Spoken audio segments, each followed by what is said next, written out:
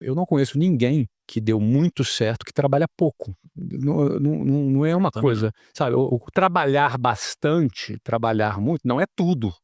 Se fosse tudo, todo mundo que trabalha muito Sim. teria prosperado. Mas todas as pessoas que eu conheço que construíram alguma coisa relevante, elas eram chegadas ao labor. Elas gostavam de trabalhar e, de preferência, elas se apaixonavam por aquilo que ela estava fazendo. Ela atribuía algum significado àquilo que ela estava fazendo, o que fazia com que ela fizesse aquilo por muitas horas por dia, repetidamente. Então, trabalhar bastante, ela não é assim a garantia do que você vai se prosperar e enriquecer. Mas todas as pessoas que eu conheço que começaram do zero, que construíram seu negócio, trabalhavam bastante. Então, acho que esse é um ponto. Um outro ponto que eu vejo é alguém que não seguiu o padrão. Porque o padrão, se você for pegar ali a lista de todo mundo que enriqueceu, você vai ver que a maioria são empreendedores, depois você vai para atletas, depois você vai para artistas. Raramente, é um percentual muito pequeno, que são aqueles caras que chegam no topo da cadeia corporativa e enriquecem como executivos. Esses são uma minoria. Agora, o restante da pirâmide não vai enriquecer. Então, se a gente tem todo um modelo tradicional, um modelo de ensino tradicional, todo um status quo da sociedade que te conduz ou a ser um funcionário público ou a ser um funcionário CLT, ou seja, o cara que conseguiu se desgarrar desta linha de montagem e teve a coragem de, cara, sei lá, ser um atleta, porque o cara para ser atleta tem que ter coragem. Sim. Durante um bom tempo, um atleta e um artista convive com olhares atravessados, convive com olhares desconfiados de como quem pensa que ele é um vagabundo, você entendeu? E ele tem que ter uma convicção muito grande durante um período para conseguir atravessar esse processo, até ele começar a ter um resultado e ser reconhecido. Então, e muitos não conseguem ser reconhecidos nunca, jamais.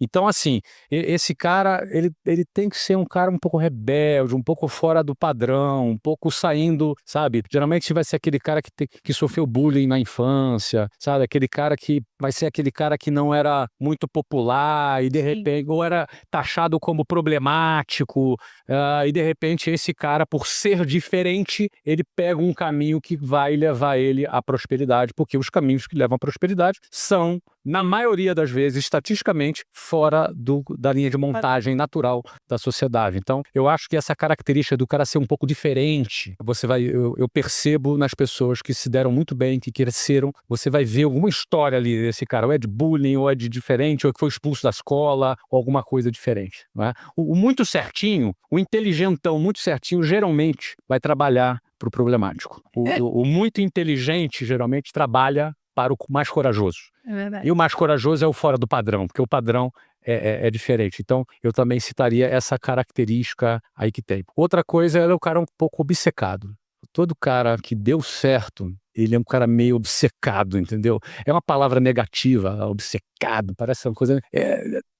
pode não ser saudável em alguns momentos, não é? Mas ele é um cara que não tira as coisas facilmente da cabeça. Ele é meio obcecado com aquilo. Ele acorda pensando naquilo, ele dorme pensando. São características que me vieram à mente agora de pessoas que eu conheço que deram certo. Você percebe essas características em comum. O que me veio aqui é que o cara que fica milionário, a mulher que fica milionária, ele é como um carro que é abastecido com combustível diferente. Então, assim, o combustível de quem fica milionário é diferente. É a mesma pessoa, mas ele é abastecido com combustível diferente. E eu acho que quem fica milionário no Brasil é alguém que é abastecido com ódio, raiva ou uma obsessão e muito tesão, assim, por alguma coisa. Eu acho que essa pessoa fica rica. As outras pessoas, na minha opinião, elas têm muito mais dificuldade de atingir algum resultado muito diferente. Por quê? Porque se a gente for olhar sob a ótica de uma pirâmide financeira no Brasil ou no mundo, você sempre vai ver que no topo da pirâmide você tem poucas pessoas muito ricas e você tem uma base da pirâmide com muita gente que não tem um grande patrimônio. O que a gente enxerga numa pirâmide dessa? A gente vê que a minoria vai chegar num grande resultado,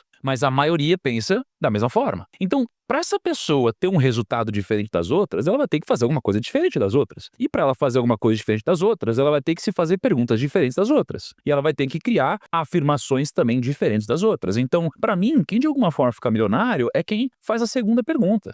A primeira pergunta é a que todo mundo faz. Agora, a segunda pergunta é a que pouca gente faz. Então, a segunda pergunta seria esse segundo grau de pensamento, mas talvez de uma forma menos filosófica e muito mais instintiva. Porque quando o Flávio falou do cara que sofre bullying ou tem algum pensamento diferente, eu também, as pessoas que eu conheço que são ricas, elas têm um probleminha, cara.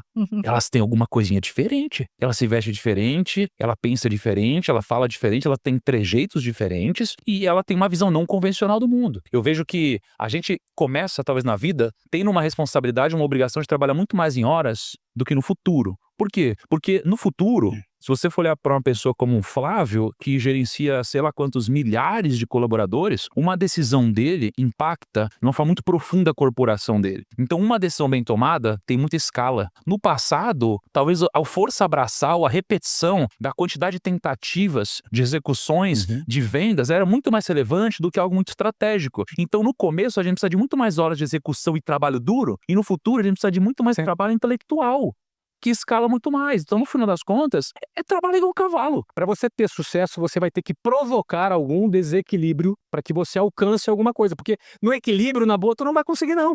Então vai ter que ser uma superação, vai ter que ser um trabalho extra, vai ter que ser uma ideia genial que tu teve às 3 horas da manhã, vai ter que ser, sabe, um insight que você teve com a tua equipe, a equipe unida trabalhar. Ou seja, você precisa provocar um desequilíbrio na tua vida para alcançar alguma coisa. Você gastar 4 horas e meia no trânsito é um desequilíbrio.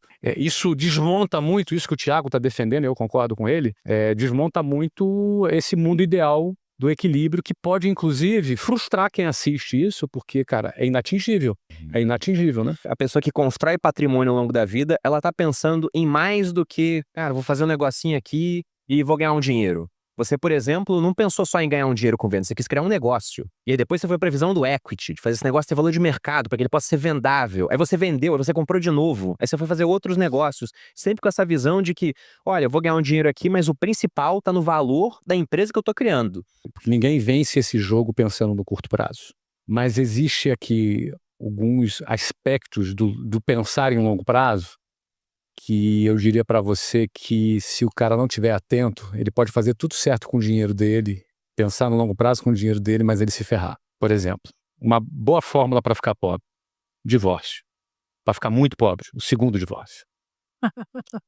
Então, um jogo de longo prazo é um jogo de quem não negligencia o casamento dele. Se ele decidiu se casar, se ele resolveu se casar, o cara pode ter decidido não se casar, mas se ele resolveu se casar, um sacrifício que ele não deve fazer é na família dele. Se ele sacrificar a família dele por causa do dinheiro, ele vai ficar sem família e sem dinheiro. Vai ficar sem os dois. Então eu penso que dando um exemplo aqui, alguns aspectos que não são só apenas o financeiro, como o Thiago fala muito, o risco da ruína, por exemplo. Hoje em dia a gente está com aquela febre das bets, né, das apostas. Sim. O que eu recebo de mensagem de mulheres desesperadas falando que o marido está devendo para agiota por causa de aposta é imenso. Toda caixinha que eu abro tem alguma coisa, alguém se lamentando muito, o que fazer agora que eu estou devendo tanto, etc. e tal. Se o cara vai para o caminho da aposta, cara, não basta o cara ser brilhante para ganhar dinheiro e ser um bom gestor do dinheiro dele, se do outro lado ele vai cair no vício, ele vai cair na droga,